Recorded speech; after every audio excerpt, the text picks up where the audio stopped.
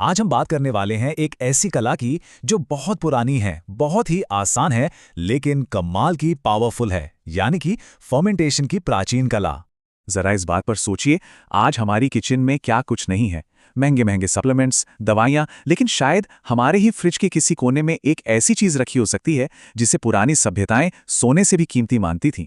और इसके लिए किसी लैब की ज़रूरत नहीं, कोई प्रिस्क्रिप्शन नहीं चाहिए, बस नमक, थोड़ा वक्त और प्रकृति का जादू। इससे समझने के लिए जरा पिछले 100 सालों को देखते हैं। आज हमारा फूड सिस्टम खाने को मारने में एक्सपर्ट हो गया है ताकि वो शेल्फ पर ज्यादा दिन टिके। लेकिन हमारे पूर्वज, अरे वो तो ठीक इसका उल्टा करते थे। वो हमें जिंदा रखने के लिए हमारे खाने को जिंदा रखते थे।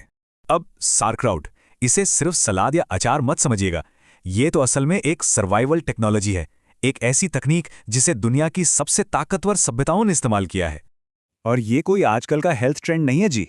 2000 साल से भी पहले चीन की महान दीवार बनाने वाले मजदूरों को यही खिलाया जाता था ताकि उनमें ताकत बनी रहे। रोमन सैनिक इसे अपने साथ जंग पर ले जाते थे। और सुनिए, 1770 में कैप्टन जेम्स कुक ने तो साफ साफ कहा कि इसी के वजह से उनकी पूरी टीम समंदर में महीनों के सफर के बाद भी स्कर्वी जैसी खतरनाक बीमारी से बची रही। तो भाई, इस जादू के पीछे साइंस क्या है? ये बड़ा ही सिंपल है, पता है। इसे कहते हैं लैक्टो फर्मेंटेशन। होता क्या है कि सब्जियों पर नेचुरली कुछ अच्छे बैक्टीरिया होते हैं जिन्हें लैक्टोबैसिलस कहते हैं। ये बैक्टीरिया सब्जियों की चीनी को लैक्टिक एसिड में बदल देते हैं और ये एसिड एक नेचुरल प्रिजर्वेटिव का काम करता है। ये खाने को खराब होने से भी बचाता है और उससे पोषक तत्वों से भर देता है। और सबसे अच्छी बात, इस कमाल की चीज को हम अपने किचन में ही बना सकते हैं और ये बहुत ही आसान है। चलिए देखते हैं कैसे।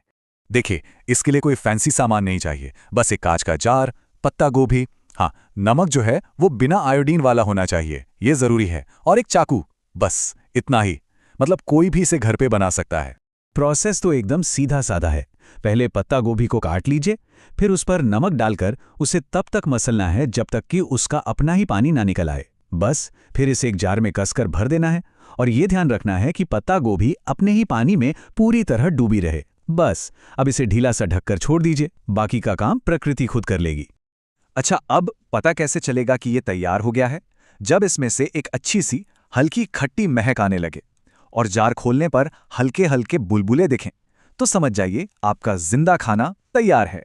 तो देखिए, रेसिपी तो बहुत सिंपल है, लेकिन एक बात है, एक सिद्धांत जो इससे भी ज्यादा जरूरी है, और वो है जिंदा और मरे हुए खाने के बीच का फर्क। यहीं पर सारा खेल बदल जाता है। देखिए, जो सुपरमार्केट की शेल्फ पर डिब्बे में बंद सार्कराउट मिलता है ना, वो पास्चराइज्ड होता है। मतलब उसे इतना गर्म किया जाता है कि उसके अंदर के सारे अच्छे जिंदा बैक्टीरिया मर जाते हैं। लेकिन जो हम घर पर बनाते हैं या जो फ्रिज वाले सेक्शन में मिलता है, वो अरबों खरबों जिंदा प्रोबायोटिक्स से भरा होता है। नाम दोनों का एक है, पर एक में जान है और दूसरा बेजान। इसे ऐसे समझिए, एक खाने में अरबों जिंदा जीव हैं जो हमारे पेट में जाकर एक बहुत ही जरूरी काम करते हैं, और दूसरा वो बस नाम का सार्कराउट है। दोनों में बस नाम की ही समानता है और कुछ नहीं। तो आखिर में एक सवाल सोचना बनता है, सुविधा के लिए, मतलब ऐसा खाना जो शेल्फ पर महीनों सालों तक टिका रहे, इस सुविधा को पाने के लिए हमने क्या खो दिया? कहीं ऐसा तो नहीं कि हमने उन जिंदा चीजों को ही खो दिया जो हमें असल में जिंदा रखती हैं? इस पर सोचिएगा जरूर।